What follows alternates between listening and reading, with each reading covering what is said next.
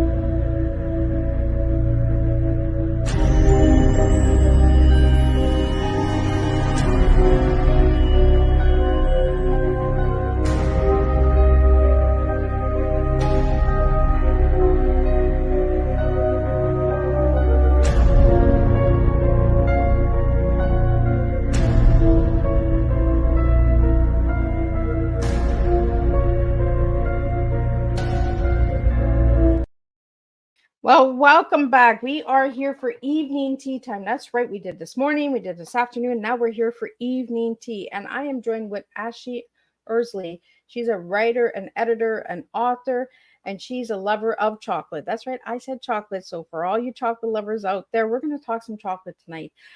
So let me get a little bit of Ashley on her bio, and then we're going to get some of the disclaimer, all that good stuff. And we're just going to spill and make a mess tonight. It's evening. I'm tired, but I want to do a nice, deep, spooky suspense thriller tea time tonight with the amazing guest, Ashley. Disclaimer for Miss Liz's Tea Time live show. Miss Liz, myself, is going live using StreamYard. Before leaving a comment, please grant StreamYard permission to see your name at StreamYard.com. Please be advised that the content brought forward for any Tea Time show hosted by myself, Miss Liz, is always brought forward in good faith. However, may bring forward dialogues and opinions that are not representative of my platform. The facts and information are perceived to be accurate at the given time of airing. All Tea Time guests and audience participants are responsible for using their good judgment in taking any action that may relate to the discussion. The content brought forward may include discussions for some where they may be emotionally at risk. Significant to know that this show is engaging in discussion forums only to offer and inspire awareness and connection and is not providing therapeutical advice. If you have any questions about the disclaimer or the panelist discussion, you may freely contact me, Miss Liz, through my email at bookingmissliz@gmail.com. Moving forward, should you choose to voluntarily participate in tonight's show in any aspect, I myself, Miss Liz, welcomes you. And should you decide that the show is not made for you at this time, I respect those wishes and will see you at a later show at a later date and time. And again, all tea times in 2023 are done on Thursday, 10, 3, and 7 p.m. Eastern Standard Time. If it's done not on a Thursday, it's a surprise guest or a rescheduled tea time, which is done on a Monday or Tuesday. So now a little bit on Ashley. Well, Ashley Earley grew up in Georgia, where she spent most of her time running wild in the woods of her backyard, building forts up to create her own fantasy world, obsessing over books and experimenting with her writing. Today, she lives in Colorado with her dog and still spends her time devouring any book she can get her hands on, writing and editing for her clients at Earley's Editing LLC. In May of 2021, she graduated with a distinction in English with an emphasis in creative writing.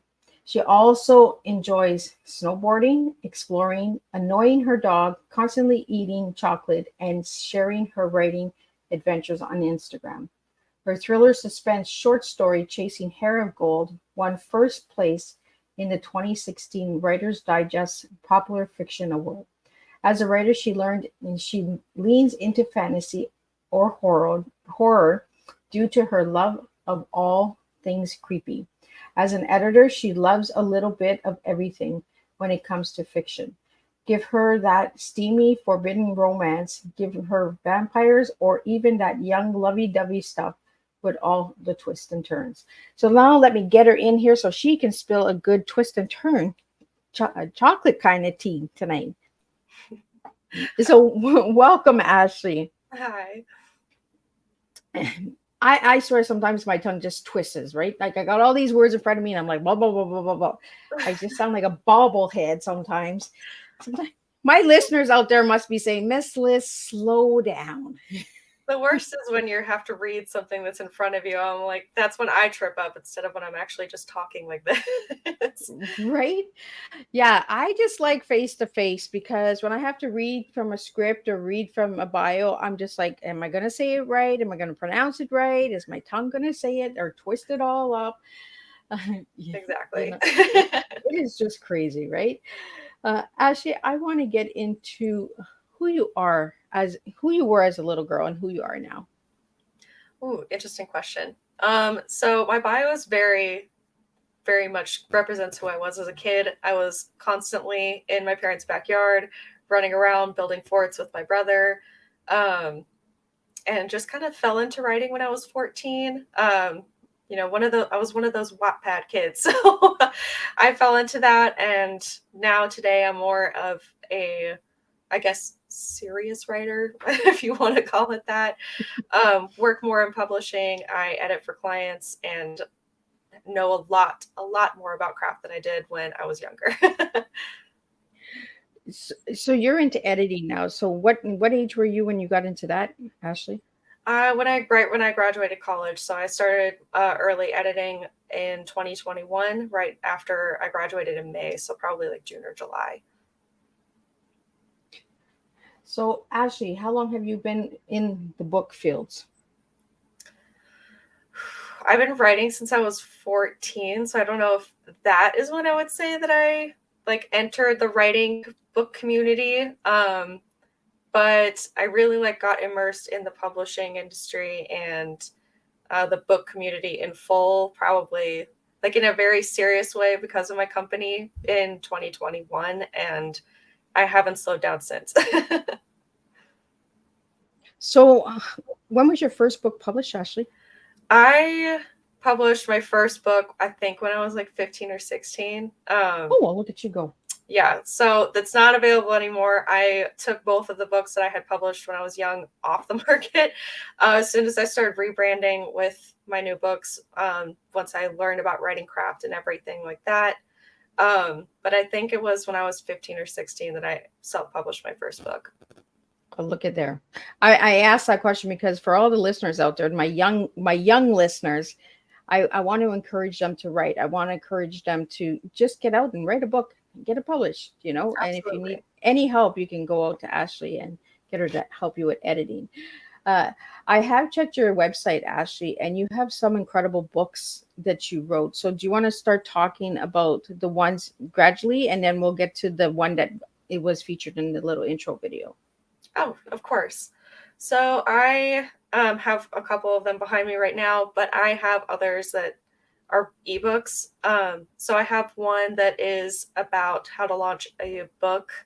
I think it's called the Writer's Guide to Launching a Book. It's basically how to create your author platform and to successfully launch your book upon publication.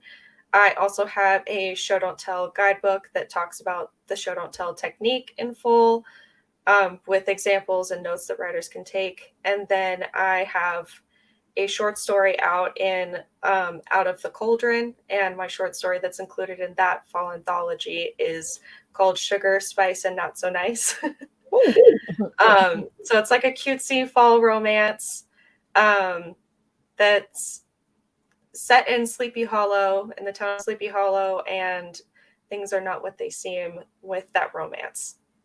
And then my latest book that just came out, it is called Heart of Skulls, and it's a suspense horror novel about the evolution of a serial killer. Yeah, when I read that, I was like, "Ooh, this is gonna be juicy." It's for all the true crime lovers out there. So, Ashley, I see that you have the book in the back of you. Could you hold it up, The Heart of Skulls? Yes. So could you tell us a little bit about the design on the top and who created it? Oh, yes. So this is Bianca from Book Moon Press. That she's the one that did this gorgeous cover. I absolutely love it. I'm obsessed with how she designed the cover, and every time I look at it, I'm just amazed by how pretty it is, but I might be biased. But yeah, so it's got flowers on the cover, and then the center is a skull, and then the title is Heart of Skulls, and then there is a bit of blood that's coming down from the skull, from the title itself. So when you wrote that book, how long did it take you to write it, Ashley? Oh gosh, I want to say like probably a full year, or close enough to a full year. I was in college when I started writing Heart of Skulls, and when I graduated, I started my company. So this kind of was like stuffed in a drawer for a little while before I finally decided that it was time to publish, and pulled it back out of the drawer and started working on it again. It was a very, very rough first draft. So I did hire my own editor after working on it for several months, and worked closely with my editor to get it finished and for it to look as pretty as it does now.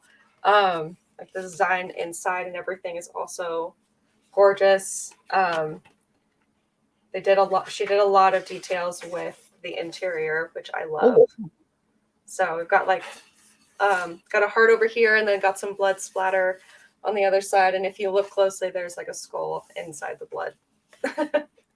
So do you like skulls? Yes. The creepier, the better. I kind of figured that because of skulls on the book, right? But sometimes the colors, did you choose the colors for the cover? No, I basically gave her like an outline of that. I definitely wanted a skull on the front, and then I wanted to integrate blood in some way. So that's how she got the dripping blood. And then she did red flowers to kind of bring out and like emphasize the blood a little bit more. And I think it turned out really great. And the flowers also represent a painting that one of the characters does in the book as well. Oh, wow. So we have a question here for you, Ashley. So do you work with other editors when you're writing your own books? Yes, I hired my own editor for line editing, formatting, and proofreading. Because even as a professional, I know that I'm too close to my story to catch everything. So I'm not going to be a hypocrite and not hire an editor to get my own work published. Well, I think that's really an important thing that you just brought up. Too close to the story, right? Mm-hmm. Because sometimes when we write our stories, if we're checking it and we're doing the editing, then we're just like, no, it's good. But somebody else, another eye can catch little details and kind of push you to change the way the sentence or the structure is built, or the scene and all that, right? Exactly. Because like sometimes, especially if it's your own story, you're going to gloss over certain things, that like misspellings and things like that. Or maybe you meant to say one word and you put another word down, so it's just like one of those funny things that our brain plays tricks on us with when it comes to writing our own stories and stuff. We think that it's perfect. So our brain thinks the same thing, and we just gloss over all the mistakes that are there. So we have another question. What age category is your book targeted at? It's adult. Definitely adult. There are a list of trigger warnings in this book. It is supposed to read like a true crime documentary, because you're going through the evolution of a serial killer, but it doesn't involve any investigation. It is just from the killer's point of view as you're going through him basically losing his sanity. So is this the first time you read a book on a serial killer? First time I've written a book on a serial killer. I watch a lot of true crime though, so I felt very confident going into this. And well researched. And I kind of see a pattern in November. If you look at all the guests that are coming on in November, there's a lot of true crimes that are coming to the table. So when I went and I did the research on Skull of Hearts, I was like, oh my goodness, there's a serial killer. There's another crime. I was like, okay, I get it. There's crime in November. It's spooky season. You have to have all the right vibes. Right? Skip Halloween. We go into November and we get spooky and we get creepy. Like, I noticed that with all of the guests that are coming in November, you all had like like a crime story, like in your story or a part of your story or that you have written. So you also have another beautiful book beside you. Do you want to share a little bit on that one? Yes. So this also just came out recently. It is called Out of the Cauldron, and my short story that's included in here again is Sugar, Spice, and Not So Nice. But there are 24 other authors in here as well. So we have a very thick Ooh. fall fantasy anthology going on here. But it was super fun to write a short story in here and be part of such a very, very thick and fun book to write, to come together as a community and make something so fun. So I've thoroughly enjoyed this, and it gave me the ability to go from really creepy and eerie from a serial killer to write something like cutesy and fun. Until the end, I had to put a dark twist in there, but it is cutesy and fun for the majority of the short story. So let's talk about those twists and turns, Ashley. What is it about the twists and turns that gets your attention? I'm always down for a good plot twist when I'm reading, so I guess I cater to people that also enjoy those kinds of stories. Because I guess, a lot of people write what they know or what they like. So because I like twists and dark turns, I tend to write those, I suppose. Well, I think it's really cool that there's a little twist in everything. Just when you think you know the answer, and then pshoo, there's a twist that Yes. comes. You got to I make it fun and exciting. Keep readers on their toes. You can't let them just sit there and fall asleep while they're reading your story. So do you put it at the end of the books that you put the twist so that maybe there's a second book coming? I did not do that for Heart of Skulls. It is a one-off. For my short story, it's also just a short story, so I did just include it just as an ending. I haven't written a series yet, but I do have ideas for a series, but I definitely wouldn't stick to horror. I'd probably go fantasy after this. So that's what I started getting into when I first started writing, was that I was strictly fantasy, and then I evolved into horror during college because I majored in creative writing.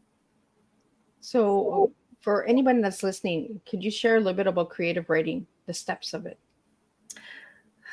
It's going to be different wherever you go, but in college, for my classes, specifically for English, I had to pick a track, so I chose creative writing, and I went through from intro creative writing all the way to advanced. In my advanced, we went from basically writing short stories and poetry and all this other stuff to, by my advanced class, I had to write a 40,000 word book within a semester. So I was like, I'm gonna have a heart attack here. Very rigorous process. It was either you met your deadline with that word count or you were failing the class. I did graduate, so I did make it through that word count. It was just a very long, tiring semester. You got me on my toes here. I'm like already twist and turns, right? Like, Yeah, so that syllabus in itself was a twist and turn. when I hear the word twist and turn, I think of licorice. The twist, the twisters. I don't know why, but my mind just went to licorice. Maybe I need a piece of licorice. Now you need something sweet. Halloween was a couple days ago. And that's what I gave the kids, was twisters. Maybe that's what it is. Maybe that's where the licorices come in. My mind just all over, just whoop, goes down there. So you did talk about word challenges. I noticed on the editing website that you do have a word challenge part of the website. So is that like a contest or something that goes on? No, we sell products on our website. So we do have word count challenges that people can purchase. They're just like sheets of paper that they can print, and then they can basically color out a typewriter to keep track of how many words they are into their book. So it's like challenges for them. Oh. Kind of catered to National Novel Writing Month, NaNoWriMo. So people that find those usually do those challenges. So as they get in the different stages of the book, they color this typewriter. Yes. Well, that's interesting. That's really different. So it's almost like paint by number, right? You get Yeah, this part done, kind then you of. do. Yeah, kind of, because it's like, okay, I wrote 1,000 words today. I get to mark off a typewriter. Well, that's really. I like that. That's different. That's really creative. Thank So you. who came up with that? You or your team? Me. Pretty much anything that goes on the website is me. In terms of my team, it's usually I get a manuscript and then I hand it off to them whenever, like for scheduling purposes. So for to go through a manuscript, how long does it usually take your team to go through it? It honestly depends. So anything that's below 100,000 words, we'll do within 4 weeks. If you're just doing one service, if it's over 100,000 words, it takes 6 weeks. We do have full service editing packages. So if you want to go from the developmental editing stage to line editing and proofreading, that's like a 4 to 5 month process because we have to go through the manuscript, provide feedback, give it back to the author. They make any necessary changes. They send it back a month after that, and then we go through the process over and over again. Wow. And you're saying all these big numbers, and I'm thinking, oh, that's a lot of words. Because I write books, and I'm just like, oh, how many words am I writing? You really don't realize how many words you're writing until you put it into the word count, and then you're like, oh, that's a lot. Yes. Yeah. Then you can pat yourself on the back and go, okay, wrote X many words, which is nice. Right? Like when you see like a little book, you're like, oh, I don't know how many words I wrote. Like, did I write 500 words? But then when you do a post on social media, they only allow basically 500 words. So those little posts, and then if you write a little book, there's roughly what 4,000 words for a for book. like just for like a book, roughly about this size, Ashley. So how many words do you think? I have no idea. It looks like a little pamphlet. I just know that like a standard novel is 60,000 words. So I have no idea. So is that the going rate for a novel? Is 60,000? It's 60,000. So There are what's different, a it depends on like genre and stuff too, but that's like the standard for novels is 60,000 words. So how many different genres are there for the listeners out there? Oh, there's an endless number of them because then you get into subgenres and then it gets disastrous. Because I mean, if you just look at fantasy subgenres, it goes on. The list goes on forever. Because you can get into fantasy Vikings or Nordic fantasy, and like there's so many different kinds of genres. It's insane. So what fantasy do you like writing in? I like to do more like before. I haven't written fantasy in a while, but when I was writing fantasy, I really enjoyed young adult fantasy. But now as an editor, I like to edit any kind of fantasy novels. So I think that once I start writing in fantasy again, I will probably be playing with a lot of different subgenres. So and I noticed in your bio you said lovey-dovey. So what's a lovey-dovey book? I very much appreciate romance. Even Heart of Skulls kind of has a romance in it between the main characters, Scott and Natalie, even though it doesn't turn out the way that everyone would like it to turn out.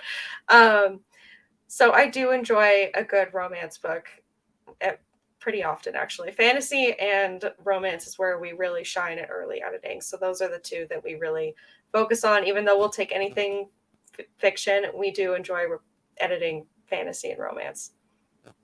So we have a question here. When picking a character for your books, do you pick a name that you already know or a name that you would like to know?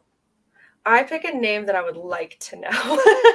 I try to avoid using names of people I already know because then we all, most writers get the question of, oh, did you include me in a book or did you write about me? And then it's like, okay, I used your name, but you're an evil person, even though you're not that way in real life. Just for my book, you are. Yeah, so I'll use the baby name generators that, you can just search up on Google because I'm terrible at naming characters too. I just look around until something seems to fit that character. And that's exactly what I did with Scott. I know a Scott, and I'm like, oh, you might just be that serial killer. I'm just joking, Scott. Don't take that to heart. You're gonna get a call after this. That would be creepy. We're going into the creepy now. So we want to get into the creepy section. So what is creepy for you? Ooh, I suppose serial killers, because I watch a lot of true crime to kind of like, I guess, understand what's going on. I love a good monster. I watched a lot of horror movies this last October to get into the Halloween mood. Clowns are very creepy. Like there's like a broad spectrum. I love anything that is like a like suspense horror, that's psychological horror. Anything like that is really my cup of tea. Oh, I like it. She threw in a cup of tea. That's how we do it on tea time. We just slide those teas in. Since you slid the tea in, Ash, included. Since you slid it in and you spilt it already a little bit, if I give you the letter TEA, what words would you give me for your tea tonight? Okay, for TEA, I would do teach, edit, and then I think for like the A, because I tend to like have some kind of stage of panic throughout my day because I usually have so much to do because I am editing and teaching as I edit as well. So it's usually just like all compiled together, and that's like my day in and day out. So there's your big Yeah. Like, I've never heard that word before, so that's a new one. That's a panic. Tea. We're serving a different tea tonight. I told you guys all of that. Like, we're doing suspense and thriller tonight. So you gave me teach and edit. We know that you're an editor. So where's the teaching come in? Where's teach come in? So I like to think that I do teach my clients. So I focus on developmental editing myself, which focuses on content and big picture when it comes to your book. And because of that, I write very long editorial letters to kind of go from start to finish, go through everything from your title, the genre, if you're writing in the correct genre, or what genre I think you're writing in more than the other. I write a very long editorial letter. So I would say that that's where like my teaching comes in. But I also did train the 2 editors that are on my team to become editors. So they went through a 6-month program. Before becoming part of my team. I like that you did that 6-month program. It's not like you just went out and hired somebody. You actually gave them the training in that. Yeah, and they still are doing training. They both are doing. We all do either like webinars and stuff that I'll purchase through the Editorial Freelancers Association. So we have like constant teachings that we're going through and stuff, and that's only going to continue in 2024. So I want to talk to you now about Earley's Editing Bookish Shop. So is that like where your store, like where you buy books, where you buy merchandise? What's that about? Yeah, so we have merch on there that's catered to writers mostly. So again, the word count challenges that are on there. We also offer like novel outline planners. So if you're writing fantasy, that can be a challenge because you have to think about a lot of different aspects that you don't think about when you sit down and first start writing. You know, you got to think about world building because that's such a big thing in fantasy, and magic systems if you're going to include magic systems. There's like a whole lot of stuff that you have to think about before just delving into fantasy most of the time. So we kind of have we offer novel outline planners that kind of go through that whole process. And I think we also do t-shirts and mugs and stuff like that. But most of the things the most popular things are the word count challenges and the novel planners. So do you want to let the listeners know what magic systems are? Magic systems are basically, if you're writing a fantasy novel that includes any kind of magic, you kind of have to think about the functionality of magic and how that magic can be used or how it's not able to be used. So if you think of like Harry Potter, for example, pretty much almost anything is possible in that world, but you have to have your wand. So things like that, you have to think about how magic is used, how it's supposed to be used, how it's not allowed to be used, and a bunch of different things like that. No, that's the first time I've heard about the magic system. So I was just like, so it's kind of like building up a scene of what the magic item can do, right? Like, so what the wand would look like and what Yeah. kind of power it would have, or Yeah. like if it Stuff had like that. lightning or sprinkles or. Yeah, or even like Percy Jackson, like that's technically a magic system as well, with who has what power, what they're able to do, and what they're not able to do. So it's about limitations, what they can achieve, what is maybe able to be achieved, and like where the parameters of the magic like stays, where they are. So now I want to get into the vampires. We already did the skulls. Now let's get into the vampires. So what is it about the vampires? So that's a callback to young me. So the reason I even got into reading to begin with was Twilight. So even to this day, I can't say no to a good vampire book. So what are your top 3 vampire books out there?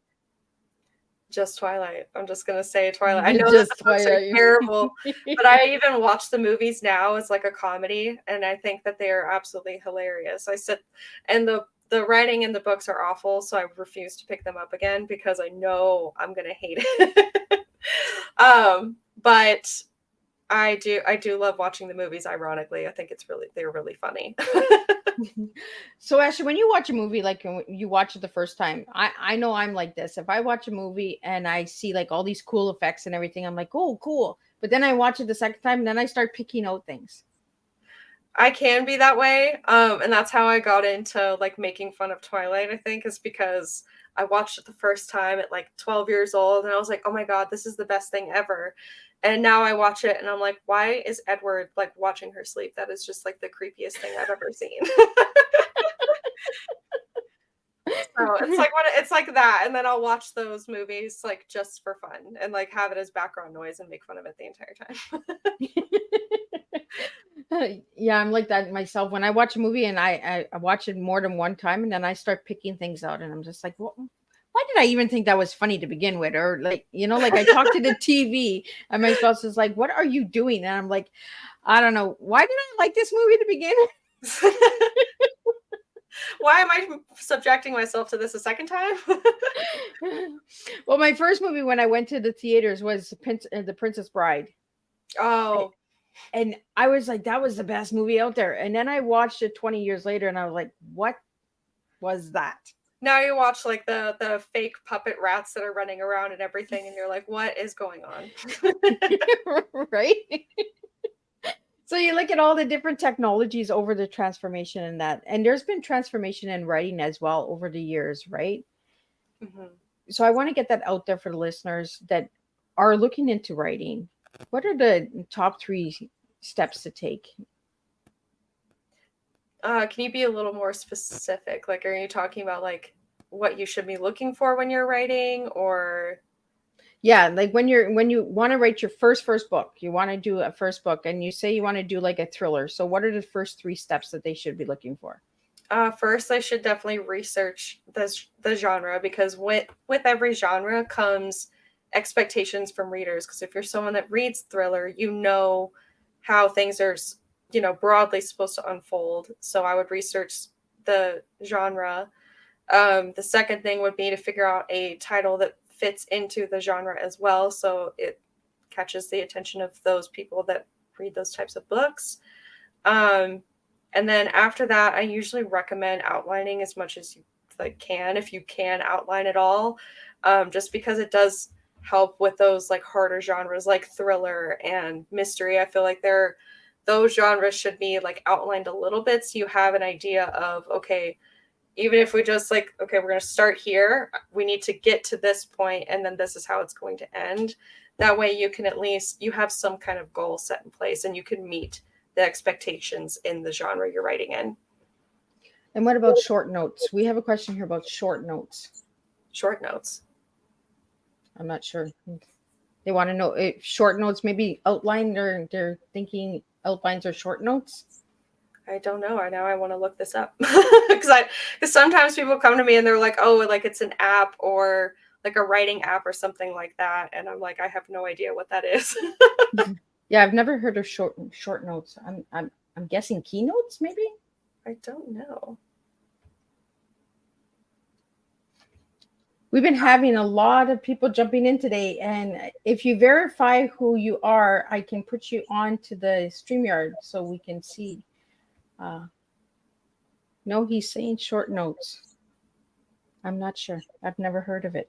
I haven't See, either. and this is how we learn on Tea Time. We get questions and we're like, what?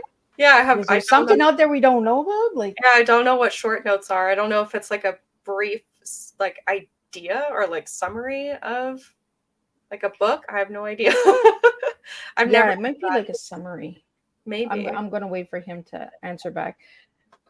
But when you're when you're talking about outlines, Ashley, are you talking about like building the platform for each chapter, or like what do you mean by the outlines? Yeah, you can outline each chapter and how you want it to unfold, but even if you just want to do like a broad outline of this is how I want the book to start, this is how I want, this is the middle point I want it to reach, and here's the ending. A lot of people, a lot of writers outline in a different way where it can be they'll outright outline either the entire book or they'll do it chapter by chapter or they'll do it as they go. Just a lot of different ways to outline a book, honestly. Yeah, he's saying summary for Oh, short so notes. summary. So Well, summary is usually the little part where we explain what the book is about. yeah, Correct? like the blurb and the summary. So what was the question exactly? How to do it or I think he was because you were talking about outline, so I think he was trying to talk about the summary. So I think he was getting a little mixed up. oh, okay. Yeah, the summary is something you normally or the summary or book blurb depending on how, where you are and how you phrase it. Is based that's something you would write at the end after you're done. It's kind of like the query letter. It's the broad scope of what your book is about, and that'll catch the attention of readers, and stuff like that. So that's not something we edit or anything. I mean, if they include it, I'll proofread it. But I'm in a coaching class actually right now to get certified to be able to edit people's query letters and blurbs and stuff like that. But I am not at that point yet. So there are coaching programs out there for editing. Yes, there are. I'm in a book coaching course right now, but I'm not using it for that. They do include an extensive course on editing, and that's what I'm using it for. And then to also help authors that are querying, because I'd like to be able to help with both industries, self-publishing and traditional publishing. So I'm kind of like trying to squeeze in to be able to help writers that are querying as well, so I can be in both, have like both feet in both industries, one foot in both industries. Well, it's always nice to have that information, right? So if somebody comes to you, you know how to take the steps and all that. Yeah, exactly. Because I do have people that come to me that I work with a lot of self-publishing authors, but I do have authors that plan to traditionally publish as well. So they will ask me questions and I'm like, okay, let me like do some research for you and I'll figure it out and get back to you. But now I feel like I have enough information under my belt that I would be able to comfortably answer those, which I feel like is important in this industry. So now I want to get into your guidebooks for writers. You have that on your editing site. So Yes. are these guidebooks like almost something like the word challenge? Like, is that part of that, or is that a different department? No, that's something different. So the show don't tell guidebook is about the show don't tell technique, which is something that I talk about very often in my editorial letters because there's a lot of showing and not, I mean, there's a lot of telling and not showing. So like, for example, if you're trying to say that a character is angry, you shouldn't just write he was angry. You can write something like he clenched his hands into fists, or he grinds his teeth, something like that, that is more descriptive and visual rather than just saying he's angry. You want readers to feel that emotion that your character is feeling. And then the writer's guidebook to launching a book is about how you can create your author platform and get your book in front of as many people as possible when you are publishing. So let's talk about that, Ashley. Getting the book seen in front of people. How do you go about that? Social media is a big thing, especially TikTok nowadays. As much as, we might hate it. I mean, it's so funny to watch other authors post on there and be like, okay, I'm going to do a TikTok dance with my book, and they're just like making fun of things, and it's really funny to watch. So social media, gathering a dedicated fan base. So if you're going to like have a street team, which is a bunch of people that'll post about your book on their social medias to spread awareness, is a great way to start a community. Doing interviews is a great way to spread the word about stuff like that. And there's a lot of different ways to be able to get your book out there. It just takes a lot of time and dedication, and just a lot of basically a lot of time if you're going to be posting on several different platforms, unfortunately. Well, and the reason I asked you that question is because a lot of people think, oh, I wrote a book and it's going to just fly. Yeah, no. I wish that was the case. The amount of hours that I've spent like either doing interviews or posting about my book it's exhausting after a while. Like I've come to like partially hate social media, to be honest. It's a lot of work to get a book out there. It is. And it's not done as soon as, the book has been written or it's published. You have to keep talking about it. You have to keep putting it in front of readers. You have to keep, going to bookstores or doing signings to be able to meet and get your book out to as many people as possible. So we have a question here for you, Ashley. Do you recommend paying somebody to do reviews on your books? No, I don't. Unless you're going to do editorial reviews. That's different from doing like paying a person on Instagram to do a review. If you're going to do it, if you're going to pay anyone, pay a company that does editorial reviews. So you get a professional review from a professional company rather than going to just any reader on Goodreads or Amazon or TikTok, Instagram, whatever, and paying them to review it. There are plenty of readers that will read and review your book for free, which is where ARC teams come in, street team and ARCs come into play with that. So I would not pay for reviews unless it's editorial reviews. Thank you for saying that, because I think that information needs to get out there, because there's a lot of people, as soon as you put a post on Instagram about a book, you have these bots or trolls or whatever, they come in and they're like, I can review your book, or you can put it on my page and then you can pay me. And I'm like thinking like, you could pay me for my content. Yeah, the number of DMs and comments that I get with that, I'm just sitting there deleting them the entire time. I'm like, I'm not paying you to post on an account that has a bunch of bot followers where it's not going to be seen by anyone. So no, I would not pay anyone for a review unless it's an editorial review. Well, thank you for getting that out there. I really want to watch for my listeners out there, because there's so many people that will just say, I can do this for you. I can do this for you. If you pay me, pay me, pay me. And they might end up doing more damage to your book than good. Yeah. Because it's so hard it is hard enough with marketing and promoting yourself as an author and your book. I mean, and to get it on to like another, like a bot Instagram or something it doesn't help you. That's what the unfortunate thing. It's all you that you have to do it, or you have to you're better off paying for an ad on Instagram or Facebook than you are paying someone to review your book. So we have a question for your Skulls of Hearts. Skulls of Hearts. Do you go for the genre of Halloween with your book? Or is it love and romance? What category are you in? So for Heart of Skulls, it's definitely suspense horror. If you are looking for something that's more Halloween, I do recommend Out of the Cauldron. It is all fall fantasy, and there's multiple short stories. 24 authors came together to make this giant book together. So you can get a little bit of everything with this. There's vampires, there's werewolves, there's witches. There's cutesy little fall romances. So this, I would say, is more dedicated for like Halloween. This is going to be horror. And it has trigger warnings, so read those. So is that going to be like in the crime section, like where all the serial killer books are? It would be in horror. It would be in the horror section, not crime. So Ashley, I want to talk to you about the wallpaper. You have this wallpaper, like, are they stickers? Like, I wasn't sure how that works on your website. Oh, wallpaper? The desktop wallpaper? So it's like that. Can they download these wallpapers and put them onto their platforms? Like, how does that work? So they can download the wallpapers off of the website and use it as their desktop wallpaper. So if you wanted to change the picture on your desktop, you can change it to that. Awesome. So we have a question here. Your title in the Halloween book, Sugar, Spice, and Not So Nice. How did you get that title?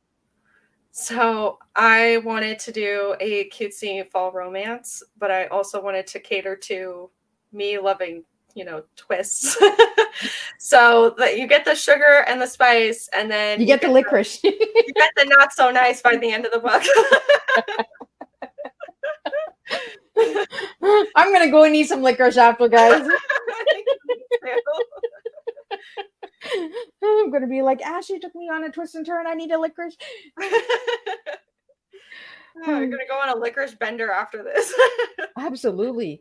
I don't know why I was thinking of licorice. I think it's just because it twists, right? Because, So no. Now you're having me think about Twizzlers too. So or that Christmas candy or that yes, the I know what hard you're candy. talking about. What is it That's called? like a twist and turn too, right? Like, and just crumple and bite. And, yeah. It could get pretty creepy eating Christmas candy as well. So I want to talk about the award that you received in 2016, Reader's Digest Popular Fiction Award. So how did that come about? I had entered a contest that Writer's Digest was doing, and I think that one was a suspense thriller. It's called Chasing Hair of Gold. I know that that draft is on Writer's Digest somewhere. I have rewritten it since then, but I haven't posted it anywhere. I ended up submitting it for a class instead before I graduated. So it's a very old draft. I don't know why that draft won an award, if I'm being honest. It didn't have the twist in it. I went back and read it to like revise it and do it, like submit it for a class project, and I was like, this is like, there are a lot of plot holes in this. I don't know why that they accepted this. Well, don't forget, that was back in 2016. Writing has changed a lot since then. Writing has changed a lot since then. So maybe I'll give myself a little bit of leeway there. But I was like, oh my goodness, like, could I resubmit this and have them post like the new draft on their website? Well, I think they look for certain things, right? Maybe the title grabbed it. Like, I mean, it was more like, it was the Popular Fiction Award, so I think that they read the story more than like went off of the title. But so did you submit a lot of stories into Reader's Digest, or that was the only one? I think that was the only one that I did that year. I have done more since then because a lot of my classes required us to submit our short stories to like magazines or contests. None of them went anywhere, but I do plan on entering more contests this coming year because I've started writing again. And I will probably use a lot of the stories that I wrote in college because they could just be fine-tuned and then be and they win awards, right? They don't have the plots and they win the awards. So no, I know, that's what I need. So I want to try like with a plot this time and be like, okay, there's no plot like hole in this one. Let's see what happens.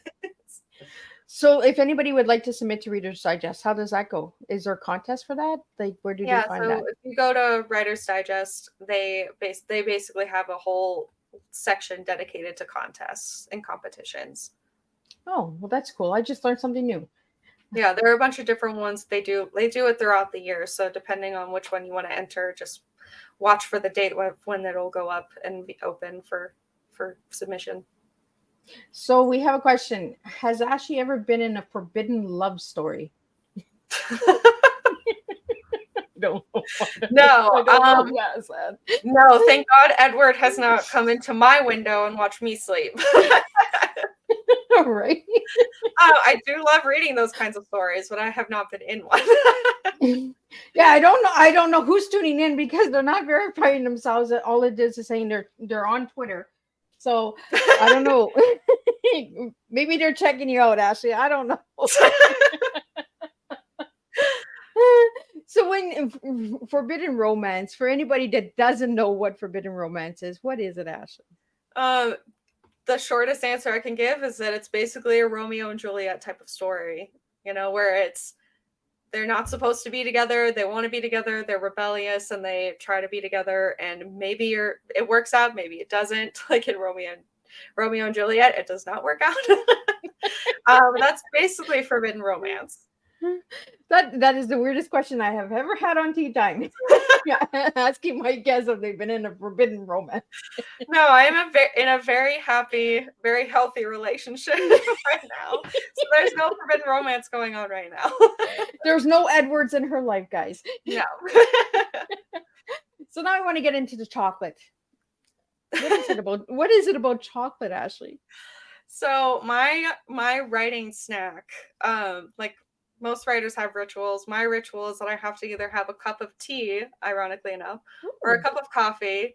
And my snack of choice while I'm writing is usually mini M&Ms because they're like a mini award as I'm going, as I'm writing. So that's where the chocolate plays in. Chocolate is my little motivator for when I'm drafting a book.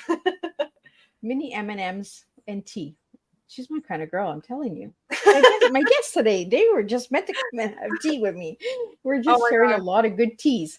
No, I'm moving this next week, and I just packed all of my tea boxes and all of my different teas, and it filled like an entire like 2 grocery bags full because of how much tea I have, because I love tea. Like that's one of my favorite drinks. So I'm definitely a tea girly. Yeah, I have a whole bottom cupboard that everybody keeps picking on. They're like, "Mom, are you gonna drink that?" I'm just like, I can only drink so fast. Yeah, there's only, when you have multiple boxes, you can only get there so much tea. Like I have a coffee and tea bar that I put together. It's actually up here, but like you can only see the mugs. But I literally have like a shelf that's dedicated to coffee and then another that's dedicated to just tea.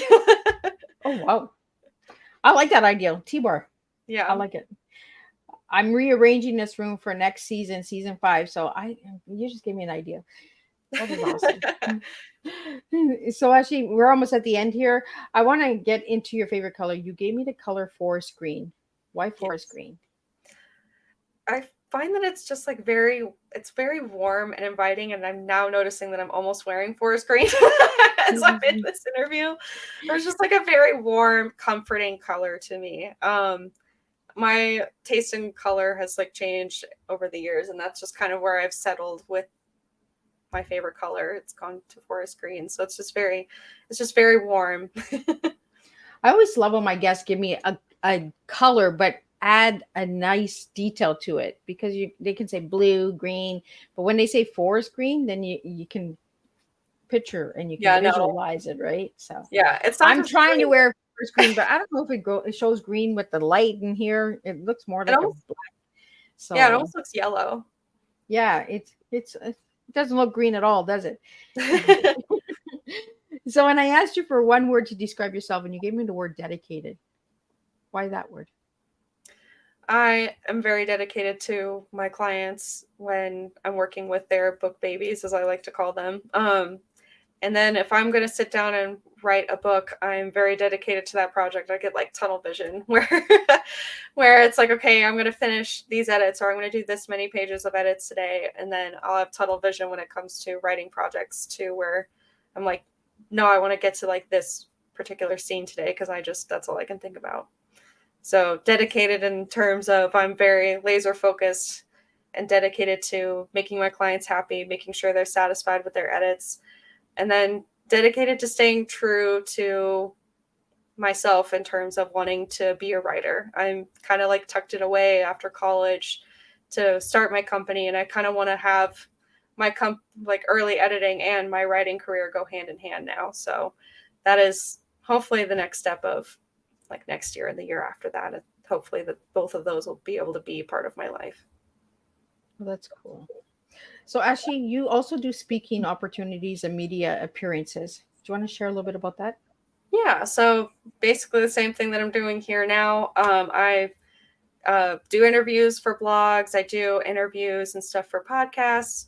I do a lot of podcasts mostly, I think is what I normally do, is just hop on a podcast and talk to the host, tell them, what I've written, or I talk about my editing business and give writer advice and editing advice to writers. So are writing a book or want to write a book or don't know how to go about researching to write a book, because writing craft is very broad and there's a lot of different books that you can read on it.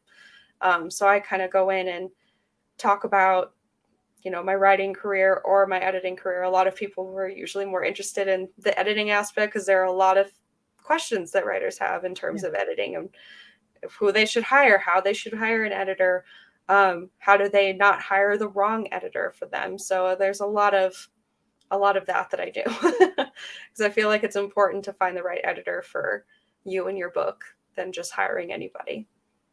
And if anybody would like to get Skulls of Hearts, where could they get that book? Heart of Skulls is available on Amazon, Barnes & Noble, and really anywhere else because I did publish wide. So you can find it as an ebook anywhere. You can find it and order it as a hardback and paperback copies anywhere, really. I haven't gone to try to get them in stores yet because I'm moving and I'm socially awkward, so I'm scared to go into Barnes & Noble and be like, hey. Hey, look, I got some books, but I'm moving. Yeah, so I'm like, okay, I just haven't done it yet because I've been mostly packing. And the whole night I've been saying Skulls of Hearts. I've been saying it backwards, guys. It's Heart of Skulls. My dyslexia just switches things around sometimes. It's that twist and turn, right? I'm just like, so I'm really sorry about that, Ashley. It is the Heart of Skulls. Yeah. So again, if anybody would like to reach out to you to get you to speak or for appearances and that, where's the best place to reach you? Usually an Instagram DM, honestly, because my early editing email is for clients. It's not likely for me to answer an email through that unless it's a client. So forget about those emails. But if you send me an Instagram DM, I will probably answer within like a week or so. So Instagram, guys, reach her out on Instagram, and no creepy Edwards there. No, we're keeping the creepy guys away. So Ashley, what is your final message to everybody tonight? Ooh, that is an interesting question, actually. I don't know. Maybe just go out and write. It's NaNoWriMo. Go celebrate. Go write your words. Go achieve your goals this month. Because I mean, it's such a crazy month of writers supporting everyone, and everyone's doing something, whether it's editing or writing, and they have a set goal, and everyone's cheering them on. So I might not be participating in NaNoWriMo, but I am cheering everyone else on. So if you are doing NaNoWriMo, just keep writing. What is that? National Novel Writing Month. Elizabeth, you should know that you're an author. Everywhere. How can you avoid it? It's the 2nd of November. That's kind of like over my head. Shoot. You can't avoid it. It's the 2nd of November. Everyone's posting about her now. I'm just like, my mind is so focused on this licorice. I don't know what it is. I think it's because I'm getting tired. I need sugar. I don't. It's like, what is she? I just kind of zoned out for a second there. It's just early, so she can go get licorice. Oh my goodness! I was just like, I totally zoned out for a second. I am so sorry, Ashley. Like, You're funny. Like, what is she? What? Where are we going with this? Yes, so check it out. The 2nd week of November, correct, is when it's over. No, it goes for the whole month of November. So it starts November 1st and ends on the last day of November. Well, there we go. Well, I want to really thank you, Ashley, for joining me and all the twists and turns that I put in there tonight. Like, I'm thinking, where the heck am I going tonight? It's been a long day. I don't know. It's just, it's one of those days. It's fine. I just really want to thank everybody for tuning in, and for everyone that has sent questions in tonight. Thank you for tuning in. I appreciate it. Without all of you guys, I could not do this.